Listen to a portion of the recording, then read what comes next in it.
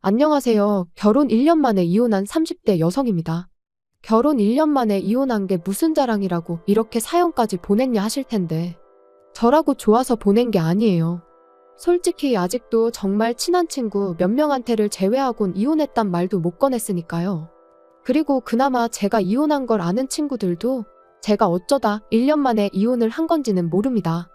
남편이 짠돌이라서 이혼한다는 게 어찌나 쪽팔리던지 차마 말할 수가 없었거든요. 그리고 이제 와서 말이지만 결혼할 때만 하더라도 저는 남편이 짠돌이라는 게 싫지 않았어요. 아니, 오히려 좋다고 생각했죠. 허세만 가득해서 폼잡기 좋아하고 그래서 주변 사람들한테 하루가 멀다 하고 술 싸고 밥 사가며 허풍 떠는 인간들보다 훨씬 낫다고 실리를 아는 사람이라고 생각했으니까요. 그런데 정말이지 뭐든지 간에 정도가 중요한 거였어요. 정도가. 이제 전 남편이지만 그래도 편의상 남편이라고 치고. 아무튼 저희 남편은요, 그냥 무조건 아끼는 사람이었어요. 심지어 누가 봐도 비효율적이고 비상식적인데도 말이죠. 그리고 지금 생각해보면 연애 때도 그랬어요. 기분이니 분위기니 하는 건 장사치들 농간에 놀아나는 거란 식이었고, 게다가 다행이랄지 저한테만 그랬던 게 아니고 그냥 세상 모든 사람한테 그랬거든요. 심지어 자기 부모님한테도 말이에요. 그러니까 저는 그게 문제라고 생각할 수가 없었습니다. 그냥 저 사람 성격이 원래 저런가 보다. 워낙 절약에 몸에 배서 그런가 보다. 그렇게만 생각한 거죠. 게다가 남편과 제가 연애를 하던 당시만 하더라도 그때는 저희 둘 다 중소기업에서 적은 임금을 받으며 다녔기 때문에 남편의 그런 태도에 크게 불편을 느끼지는 못했어요. 어차피 쓸래야 쓸 돈이 없었고 그렇다 보니 저 역시 싼 걸 찾아다니는 경우가 있었으니까요. 게다가 남편은 입버릇처럼 사치 부리지 말고 차곡차곡 모아서 노년에 재밌게 놀러나 다니며 살자고 했습니다. 그래서 더 남편의 씀씀이에 불만을 갖기보단 오히려 체계적이고 실속이 있다고만 생각했지, 이토록 지질이 궁상으로 살자는 뜻일 거라곤 감히 상상치도 못했네요. 아무튼 그렇게 남편하고는 2년의 연애를 하다가 남편 나이 32, 제 나이 30의 결혼 이야기가 나왔습니다. 그리고 그것도 돌이켜 따져보니 그 무렵 정부에서 신혼부부한테는 이런저런 세제 혜택을 줄 거라는 뉴스가 쏟아져 나왔던 때였어요. 그러니 아마 남편도 어차피 할 결혼이면 지금이 적기다 그런 생각을 했던 거 아닐까 싶은데, 그거야 본인이 끝끝내 아니라고 하긴 하더라고요. 그리고 다시 본론으로 돌아와서 그래서 이제 프로포즈를 받았는데, 사실 여자라면 다들 자기 나름대로 결혼식에 대한 어떤 환상 같은 게 있잖아요. 게다가 또 살면서 제가 드레스 입어볼 일이 있으면 몇 번이나 있겠나 싶었죠. 그런데 남편이 먼저 마치 선수라도 치듯이 하는 말이 요즘 스드메니 뭐니 그게 한두 푼이 아니라더라 하면서 그거 다 낭비네였쩌네. 그리고 그런 말도 하다못해 저랑 둘만 있을 때 하면 그렇게까지 서럽진 않았을 텐데, 드레스샵에서 그것도 직원들 앞에서 그런 소리를 해대니 제가 어찌나 민망하고 쪽팔렸는지 몰라요. 그래서 아닌 게 아니라 그때 파혼 이야기까지 나오기도 했었습니다. 눈치도 없고 배려심도 없고 초치는 소리나 해대는 부정적인 남자랑은 도저히 못 살 것 같다고 제가 헤어지자 했었거든요. 그런데 그때 이런 상황을 알게 되신 어머님께서 저를 따로 부르시대요. 참고로 앞서 말씀드린 대로 연애 때부터 남편이 워낙 짠돌이었잖아요. 그러니 남편이 자취를 한 것도 아니고 본가에서 부모님과 함께 살았음에도 불구하고 몇 번이나 그 본가에서 데이트를 하곤 했었죠. 그래서 자연히 어머님 아버님도 몇 번이나 뵀던 거고요. 아무튼 그렇게 어머님을 만났는데 어머님이 제 손을 꼭 쥐시고는 미안하다 하시더니 웬 봉투 하나를 건네주셨습니다. 남편에게는 말하지 말고 저 원하는 드레스랑 메이크업 하는데 보태라고 하시면서요. 그러니 정말이지, 어떻게 보면 남편이 아니라 어머님 때문에 결혼을 했다고 해도 과언이 아니에요. 하지만 결혼 생활이란 게 결국 남편과 저 두 사람이 만들어가는 거잖아요. 그러니 지금도 돌이켜 생각해보면 제가 참으로 생각이 짧았다 싶어요. 그리고 하는 김에 좀 더 푸념을 해보자면 신혼여행도 말이죠. 저는 꼭 하와이로 가고 싶었거든요. 그런데 남편이 달러가 지금 얼마나 비싼 줄 아니 모르니 해대더니 무조건 일본을 고집하는 거예요. 엔저라서 무조건 지금 가는 게 이득이라면서요. 그리고 거기까지는 저도 남편 말이 아주 틀렸다고 생각하지는 않았습니다. 그래서 그래, 이번엔 일본 가고 하와이는 다음에 가자. 대신 신혼여행인 만큼 호텔은 좋은 곳으로 가자. 다른 건 몰라도 야경을 볼 수 있으면 좋겠다. 그랬더니 남편도 흔쾌히 걱정 말라며 자기가 그 정도 센스는 있는 사람이라나요? 그런데 일본에 도착하고 나서야 황당한 상황을 맞닥뜨렸어요. 저희가 4박 5일 동안 머물기로 한 호텔이 관광 호텔인 것도 부족해서는 떡하니 유흥가 한복판에 위치해 있더라고요. 게다가 야경은 무슨. 호텔을 둘러싼 수많은 술집 간판들이 내뿜는 네온 사인들이 제가 볼 수 있는 야경의 전부였지요. 너무 서럽고 화가 나서 위약금을 내더라도 당장 취소하고 좋은 데로 옮기자고 했습니다.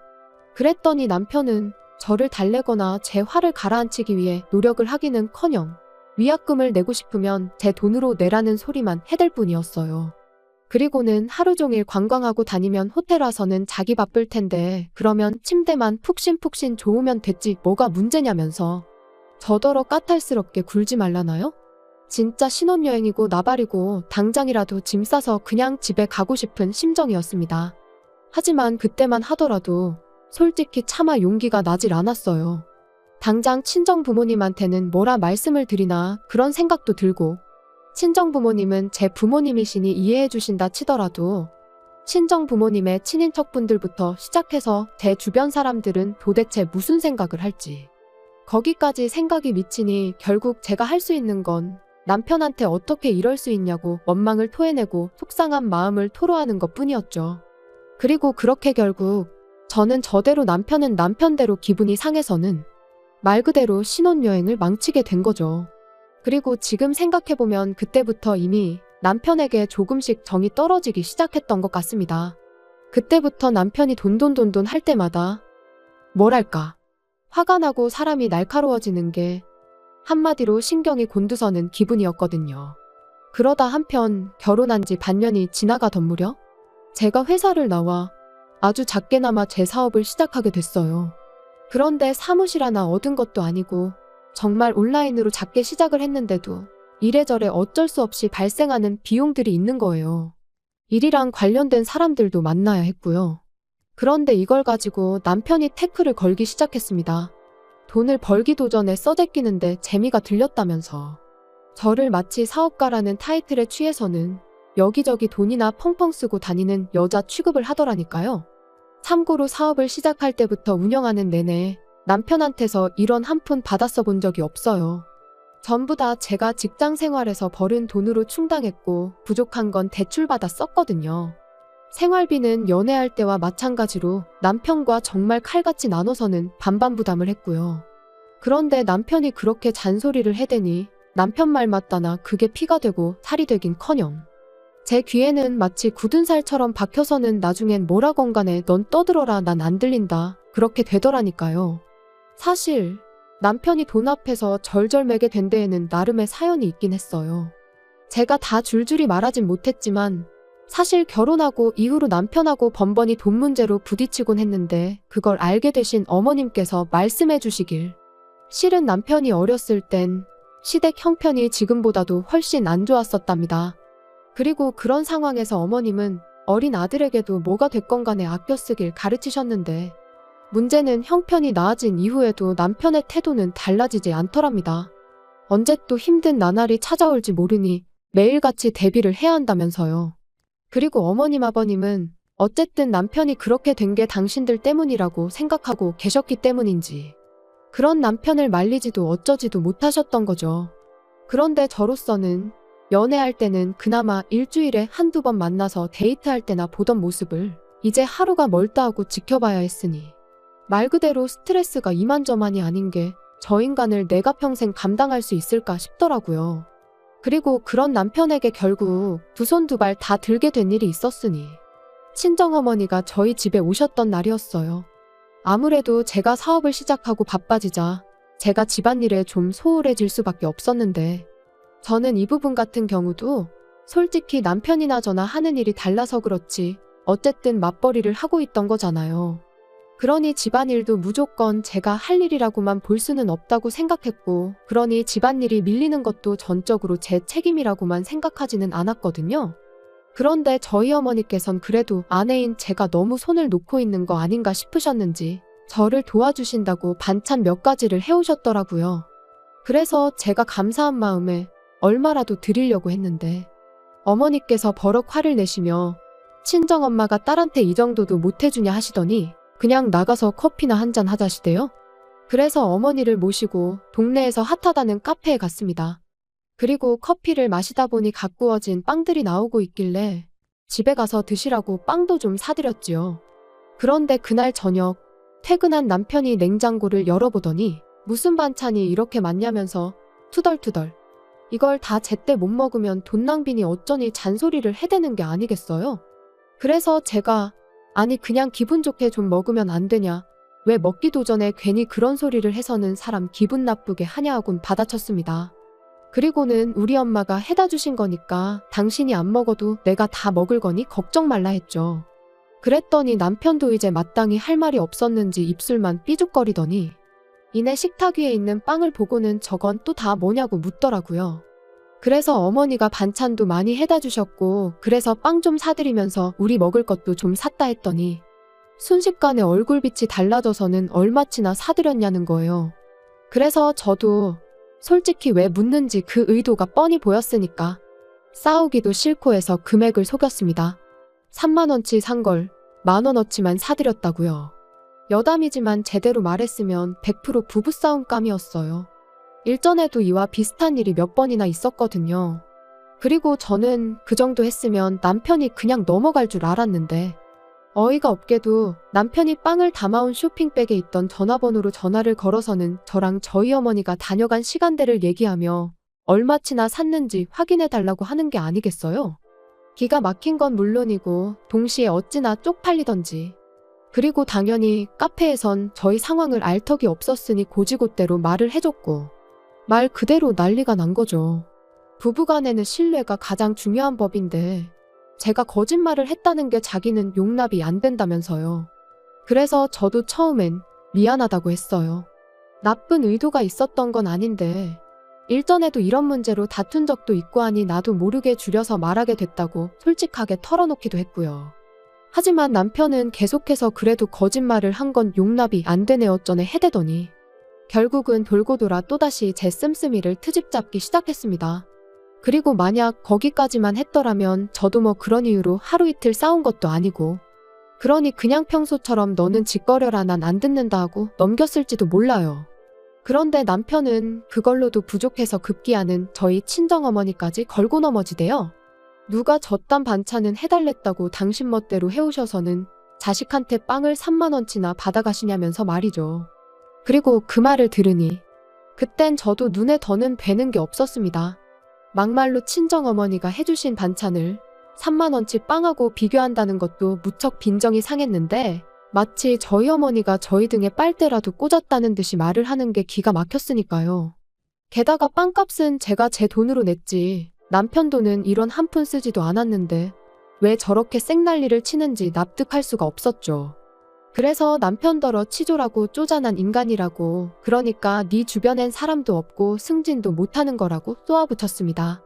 맨날 돈 1, 2만 원에 절절매고 그리 궁상을 떠니 일이 잘 풀릴 리가 있냐고 오던 복도 달아나겠다고 아주 구질구질하다고요. 그랬더니 이제 자기 승진 못한 걸 왜 들먹이냐며 또 악다구니를 쓰는데 그 꼴이 얼마나 사납던지 더는 상종도 못하겠다 싶대요. 그래서 이튿날 그 길로 시댁에 찾아가 지난밤 남편이 내뱉은 말들을 어머님 아버님께 전하고는 저는 이런 쫌생이랑은 더는 못 산다고 했어요.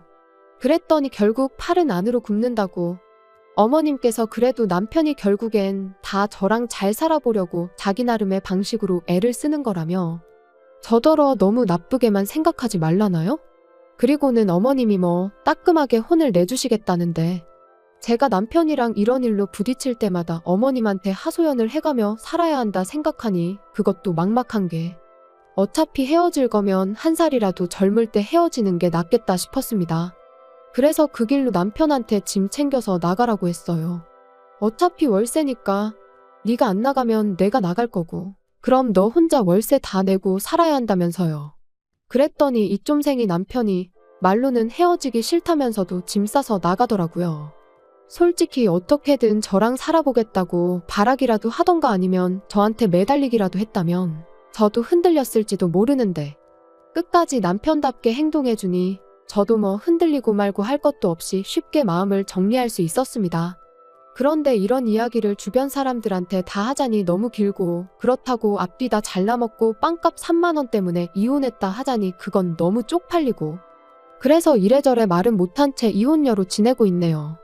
그리고 뭐 후기라고 하긴 그렇지만 남편도 남편인데 어머님한테 연락이 아직도 오기는 합니다. 원래 남자는 평생 구슬리며 사는 거라고, 그래도 적어도 다른 남자들 마냥 술, 담배 안 하고 여자 문제를 일으킨 것도 아닌데 저더러 다시 한번 생각 좀 해보지 그러냐면서요.